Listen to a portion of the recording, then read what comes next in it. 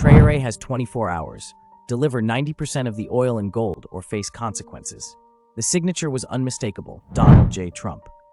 Trump, now the sitting U.S. president, had taken a bold step. This time, not through open diplomacy or standard procedure, but through private channels and corporate-backed pressure. His demand: near total control of Burkina Faso's newly discovered oil and gold.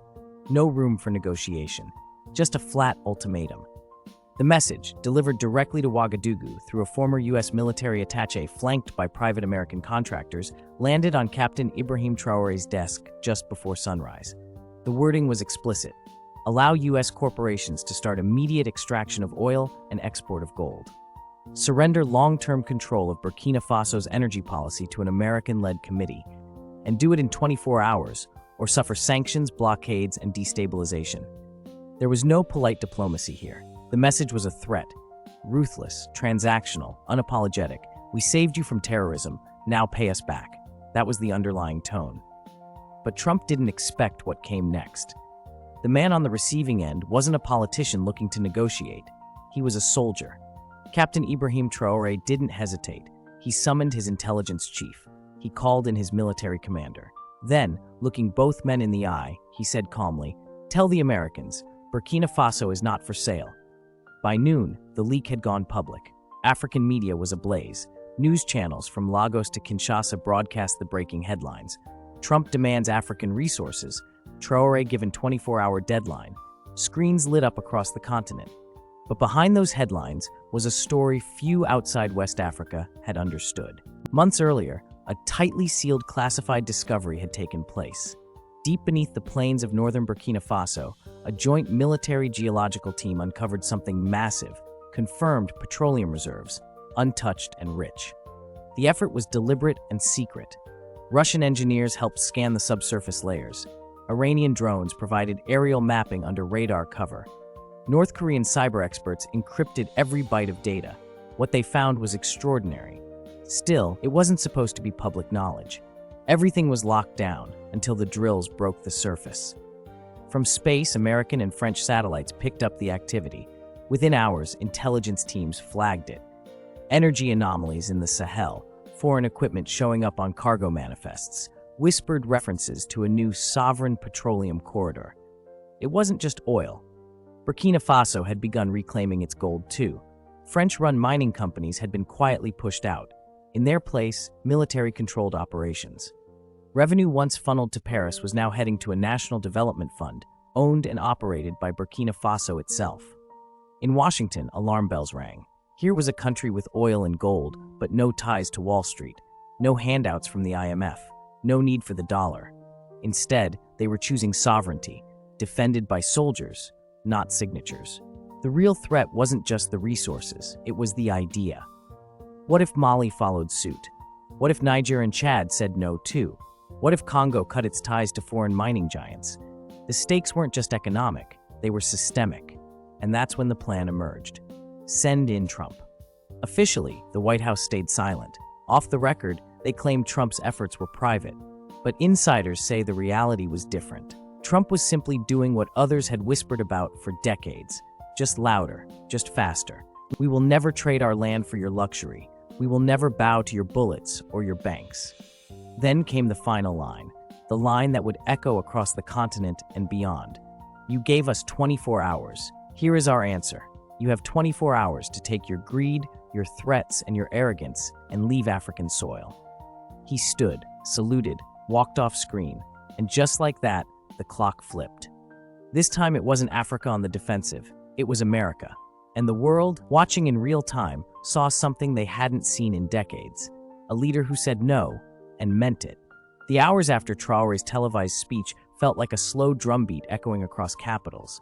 Washington didn't respond immediately, not with words anyway, but the gears began to turn behind the scenes. Red flags started flashing across intelligence channels. The CIA increased drone surveillance over Burkina Faso's energy zones. Private military contractors with vague badges and no official names were spotted near the Ghana border. Fake accounts suddenly emerged on social media, some in English, others in French, calling Traoré unstable, reckless, and dangerous. Inside CIA headquarters in Langley, the message was simple: Burkina Faso had become a problem. A sovereign African leader had just exposed a Western economic offensive, rejected it, and lived to talk about it. Worse, he was getting popular for it. This wasn't supposed to happen. ExxonMobil called Washington. Chevron wanted clarification. Halliburton ran new war game scenarios. None of them liked what they saw. Traoré wasn't folding. He had gone public, and the world was watching. For Western strategists, it was déjà vu, but in reverse. They had tried this before in Libya, in Venezuela, in Iraq. But this time, the leader in question had anticipated the playbook. His ultimatum came in the form of a 7-page confidential framework. 90% of Burkina Faso's oil output to be handed to American oil giants, exclusive control of gold export routes to US-approved agents, an American advisory board to supervise future mining licenses and national energy contracts. In return, military protection, access to US tech, and one sentence that said everything: protection from regime change. The implication wasn't subtle: obey or be removed. At the top of the final page in red ink, one handwritten note: Traoré has 24 hours, DJT. But what they failed to understand is that Traoré was ready, not just politically, militarily, emotionally, strategically. This wasn't just another power play from Washington, it was personal. And the response? Swift. He didn't call diplomats, he didn't send envoys, he activated a task force, Burkina Faso's sovereignty unit, a covert division designed exactly for this moment. Within hours, oil fields were locked down, gold convoys tripled their security, data links to foreign contractors were shut off. The national broadcast station prepared for a live message. The camera turned on just after noon. No theatrics, no flashy background, just Traoré in full uniform, one hand on the national flag, the other gripping a folder labeled Confidential, US Threat. His voice didn't tremble. To the people of Burkina Faso and to the nations of Africa, he began. An offer has been made, an offer to sell our oil, our gold, and our dignity in exchange for fear. He paused, then stared straight into the camera. To those behind this insult, to Mr. Trump and his backers: you have misjudged us. We are not Libya. We are not Iraq. We are not your playground. He didn't blink. He didn't back down. With that one deal, Burkina Faso had a path to bypass both the CFA franc and the US dollar. For the first time, it could control the value chain from the ground to the market. A day later, a Russian Ilyushin military jet landed at a secured airbase near the capital. It offloaded advanced electronic warfare gear and defense systems capable of jamming drones. It also delivered crates marked only with coded labels. Intelligence sources believe these crates contained components of anti-drone missile systems and counter-surveillance tools. According to military insiders, Russian trainers were embedded directly into Burkina Faso's defense teams, not as mercenaries, but as instructors. They weren't being paid by loans or debt guarantees. They were offering technology in exchange for strategic cooperation. No strings, no IMF. Western analysts were livid. CNN called it a dangerous new axis. The State Department accused Traoré of selling out to autocracies. But on the ground, in cities and towns across Africa, ordinary people weren't listening. They had seen their resources sold off by smiling presidents in suits. They had seen aid delivered with strings attached and debts used as chains. Now they saw something else. A soldier standing firm, a leader who didn't kneel, a message spreading faster than propaganda ever could. On social media, hashtags like Africa is not for sale and we are Burkina began trending.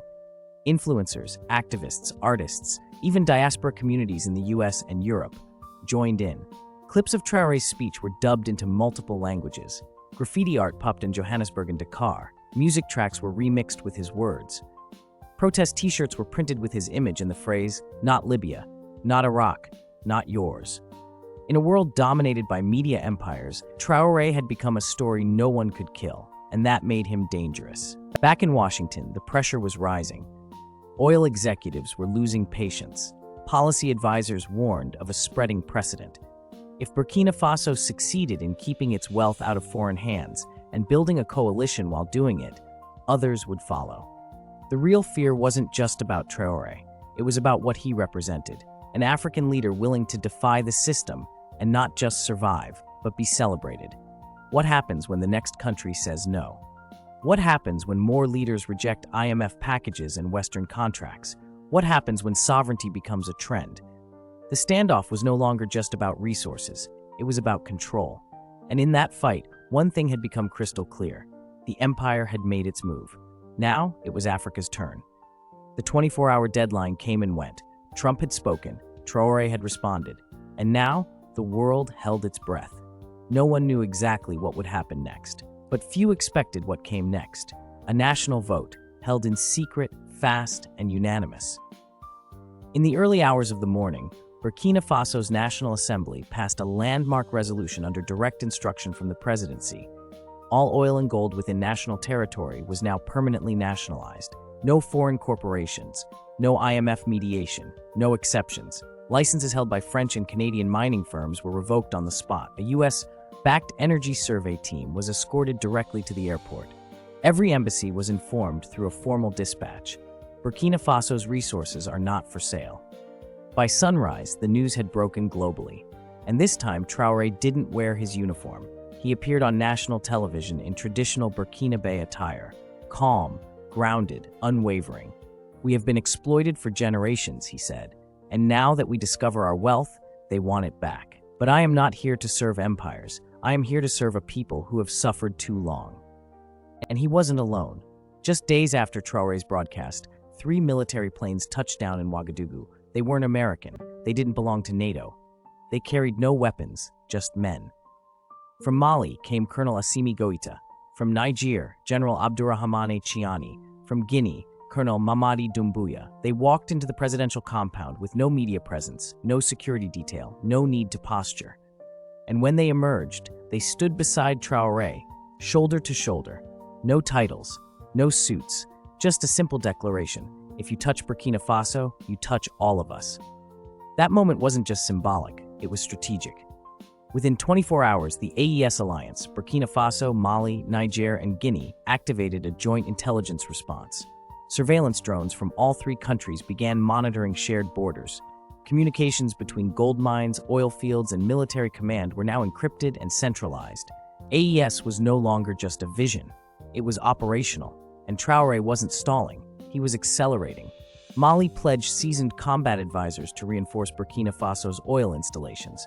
Niger repositioned desert logistics teams, experienced in guerrilla warfare. Guinea cleared its airspace for rapid military supply routes. Meanwhile, African media outlets aligned with the alliance launched a full counter-narrative.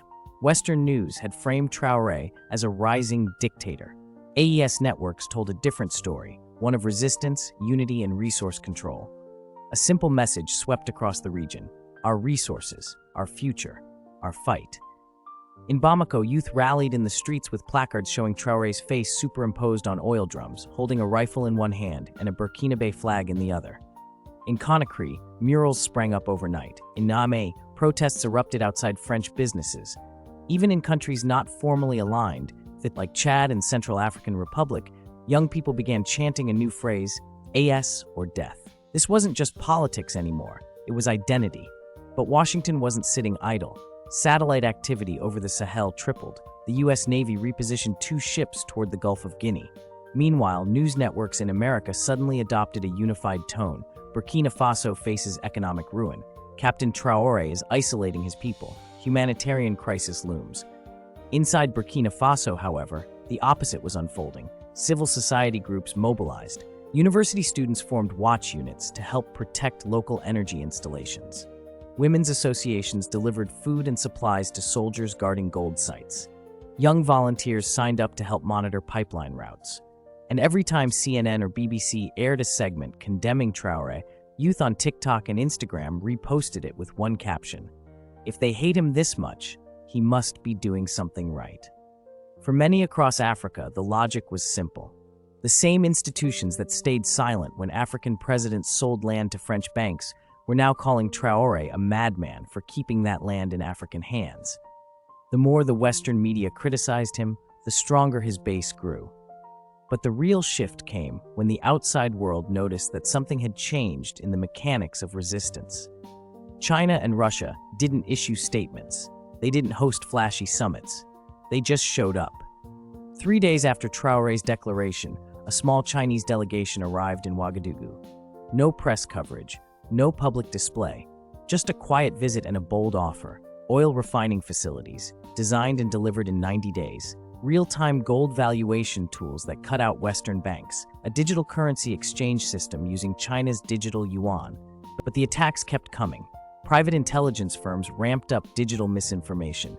Rumors about Traoré's mental health, financial history, and alleged foreign puppeteering flooded social platforms. The goal was clear: discredit him, isolate him, weaken the movement. It didn't work, because by now Traoré wasn't just a leader. He was a symbol, a meme movement, a line in the sand. And he had allies. AES forces from Mali, Niger, and Guinea tightened their intelligence operations. They pooled resources, shared encrypted signals, coordinated patrols over border zones. One diplomat called it Africa's NATO, but sovereign. Then came the quiet support from China and Russia, now more visible.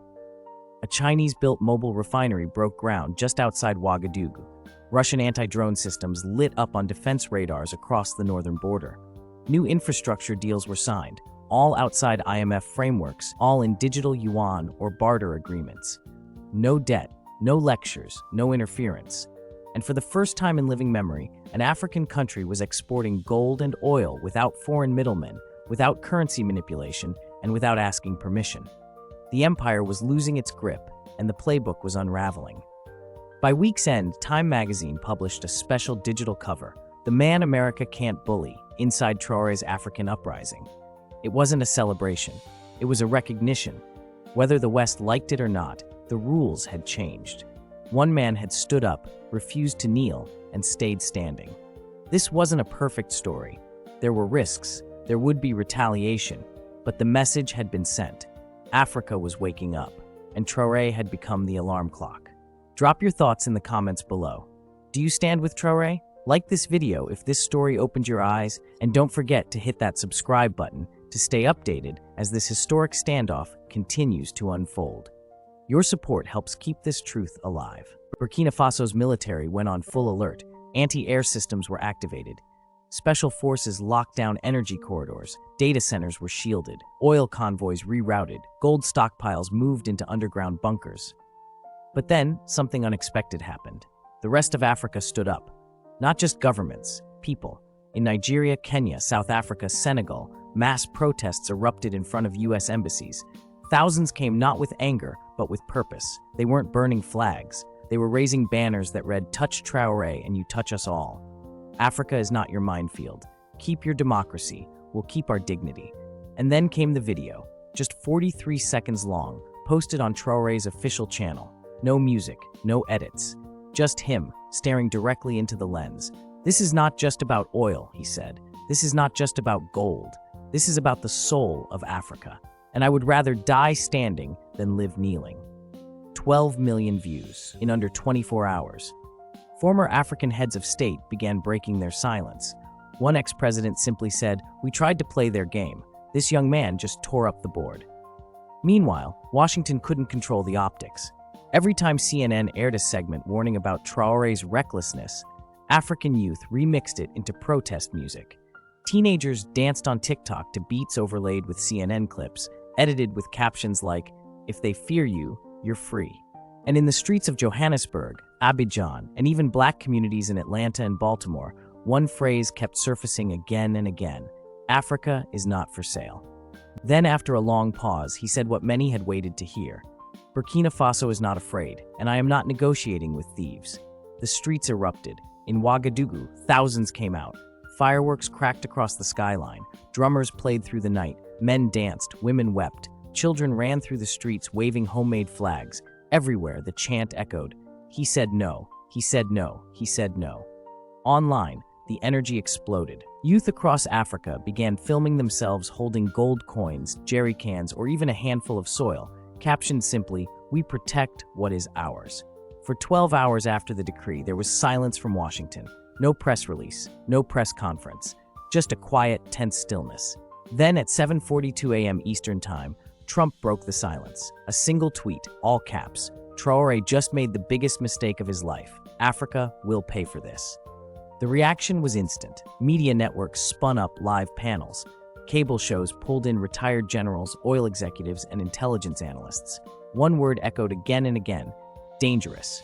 CNN flashed red banners. Burkina Faso threatens U.S. strategic interests.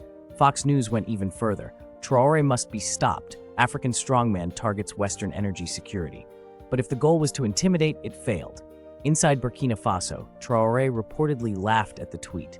His response, delivered privately to his aides, soon leaked.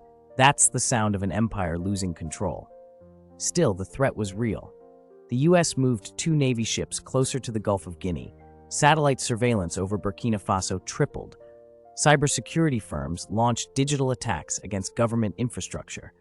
The U.S. Embassy issued an internal evacuation readiness alert. Traoré responded without blinking.